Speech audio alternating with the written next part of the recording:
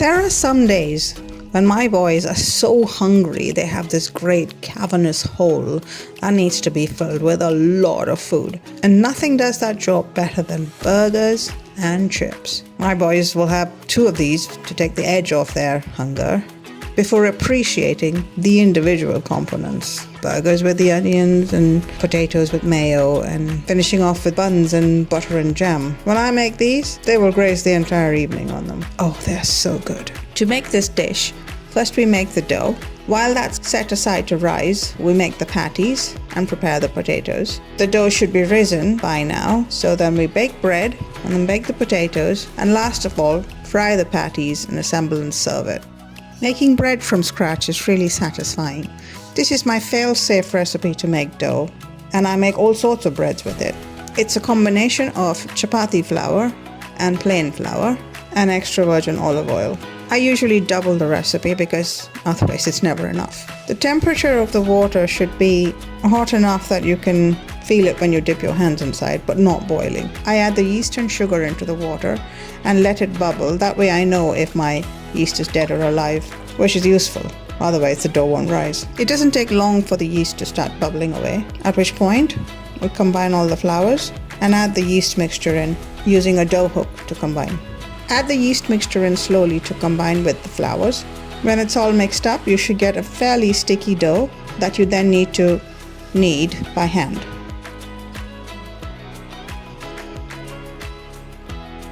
You should be quite precise with the amount of water you use. 320 ml will give you dough that will turn from sticky to smooth. Even if it's a little bit over, it will remain sticky, and then you would have to add flour bit by bit to get the right balance.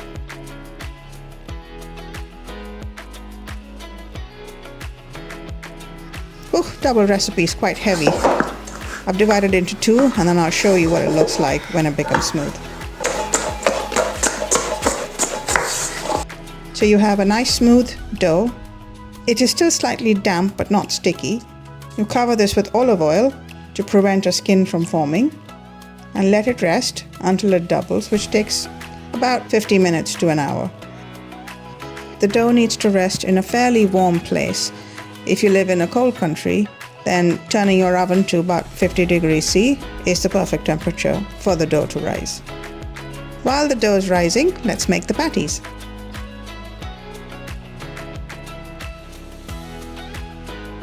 I've used 750 grams of beef mince, which has about 15% fat. I've combined this with pork mince. The reason I do this is to make sure that the patties are soft.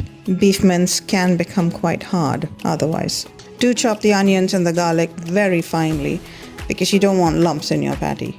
If you use a chopper, what will happen is so much water will come out that the burger will just boil.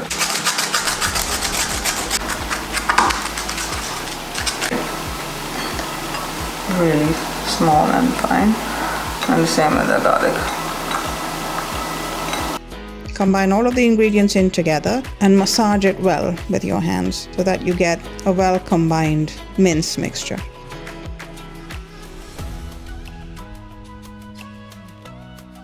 I've added balsamic vinegar. You can add any other vinegar. This is just specifically because of the pork, otherwise it will get a bit smelly.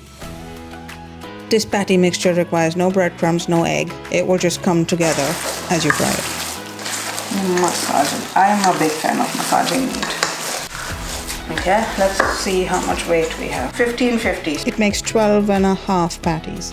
Each patty is about 125 grams. That's approximately a quarter pounder, which is a good portion size for the burgers. This is about 125. I weigh out my patties because then you get an even cooking time for all of them. Lay the patties out on a glass tray and gently press them so that they are quite flat. The reason you do this is because they will shrink a little bit and you still want them to be about the size of your burger. This also reduces the cooking time, leaving the burgers quite juicy in the middle. Leave the patties to rest at room temperature. That will just allow all of the flavors to combine together and mix with the beef juices.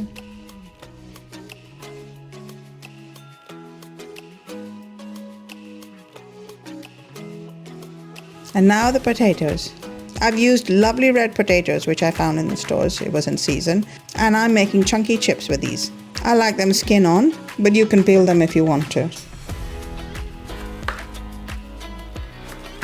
Parboil the chips for about 5 minutes in boiling hot water with a tiny bit of salt. While that's boiling away, put your fat in a baking tray and heat until spluttering hot. Dip the parboiled potatoes into the boiling oil, and it should sizzle as you coat them on all sides with the fat. Now toss together all of your flavoring ingredients. Add mixed herbs, paprika, salt and pepper, and coat the potatoes well.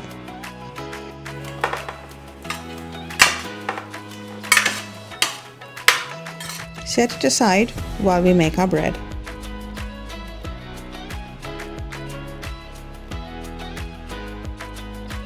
It's been 50 minutes. The dough has risen very nicely. Have a look. Gently punch it down to release the air and fold it in. You don't want to knead it too much and remove all of the air pockets. This double recipe gives me 17 buns of about 100 grams each. I like to weigh the dough out for the buns. This ensures all of the buns are cooked evenly. Lightly dust a baking tray. Once you have measured them out, roll them into a smooth ball and put the dough balls onto the tray. Arrange them in a pattern so that there is enough space for the dough to rise, and gently press the top so that it flattens slightly. These now need to rest for another 20 minutes in the same warm place, and then they will rise. There, as you can see, after 20 minutes, the dough has risen to a lovely burger size. The way to cook these buns so that you have a nice soft roll is to cook them from room temperature. This is unusual, I know, but trust me, it works. So I pop them in the oven. My oven is at room temperature. Then I'm going to raise the temperature to 180 degrees C, and I'm going to leave it in there for 15 minutes. And there they are, beautiful golden brown. As soon as they come out of the oven, brush them with melted butter. I use salted butter, and sprinkle sesame seeds on top. This gives a really nice taste to the buns. See how soft they are? They're really lovely, these buns, and if I don't hide them now, quite a few of them will disappear. While you're waiting for the buns to cook, you can also prep the other vegetables. I've used plum tomatoes and onions. Slice the onions thinly and chop up the tomatoes in quarters.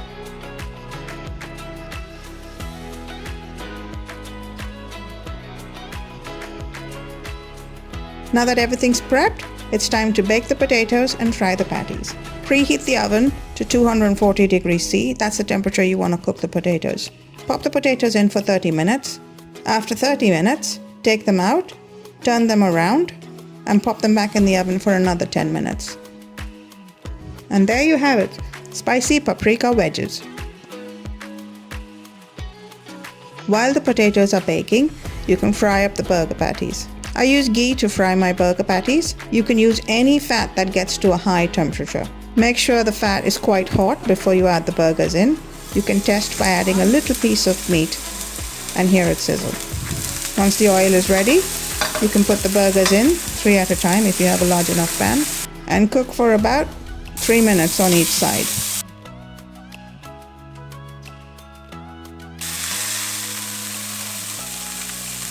You can check your patties by giving them a little slice and checking that the inside is cooked.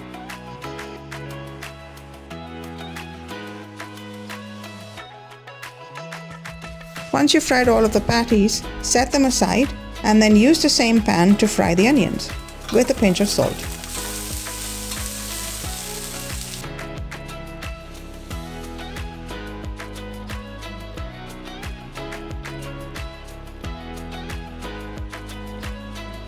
Ooh, everything's ready, so now it's time to serve. Just look at them. As the burgers have rested, some of the juices have come out. You can use this juice to flavor the onions, and they make it really good. Slice the buns in half, generously butter them. Add the patties, onions, tomatoes, and your choice of cheese. And serve with the wedges, mayo, and tender celery stems. Definitely the best way to end Fridays. The best end to a busy, hectic, and exhausting week. The burgers are so juicy because the pork makes them so soft, and they just melt away. And there's nothing like homemade buns. I tell you, my boys keep coming back for more until it's all finished. Yum, it is so good. Do let me know if you tried out this recipe at home and how it turned out for you. Thanks for watching, and see you next time.